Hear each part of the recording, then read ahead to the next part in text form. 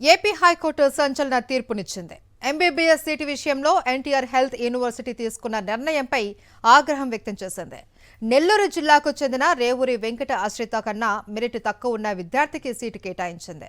Varsity నిర్ణయాన్ని తప్పుపట్టిన high court seat కోల్పోయిన ఆశ్రితకు 7 లక్షల రూపాయల పరిహారం చెల్లించాలి అని ఆదేశించింది.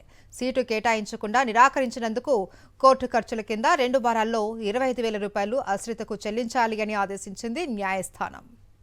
రైట్గా ఇదే అంశానికి సంబంధించి మరి డీటెయిల్స్ మా ప్రతినిధి అశోక్ అందిస్తారు. అశోక్, మహేశ్వరి, ఇవాళ ఏపీ హైకోర్టు సంచలనమైన తీర్పును ప్రకటించింది. డాక్టర్ ఎన్టీఆర్ ఆరోగ్య విశ్వవిద్యాలయం పైన ఆగ్రహం వ్యక్తం చేసింది.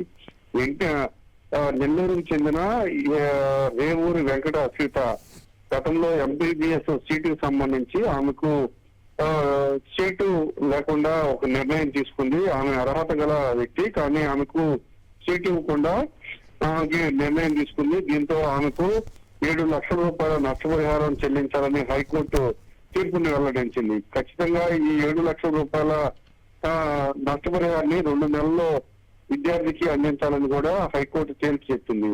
దాంతో పాటుగా అశ్విత కన్నా తక్కువ మెరిట్ ఉన్న విద్యార్థికి సీటు కేటాయించడాన్ని తప్పుపట్టింది. అశ్విత కన్నా తక్కువ మెరిట్ ఉన్న మరొకరికి సీటు కేటాయించడం చట్ట విరుద్ధం అని కూడా ప్రకటించింది. ఎక్కువ మెరిట్ ఉన్న అశ్వితకు ఎన్టీఆర్ విశ్వవిద్యాలయం సీటు కేటాయించకుండా నిరాకరించినందుకు మరొక 25,000 రూపాయల ఖర్చు ఎన్టీఆర్ యూనివర్సిటీ హైకోర్టు విధించింది. ఈ 25,000 రూపాయల 2 వారాల్లో ఖచ్చితంగా ఆమెకు చెల్లించాలని కూడా హైకోర్టు ఆదేశం జారీ చేసింది. Maheshwari. Right, thank you Ashok.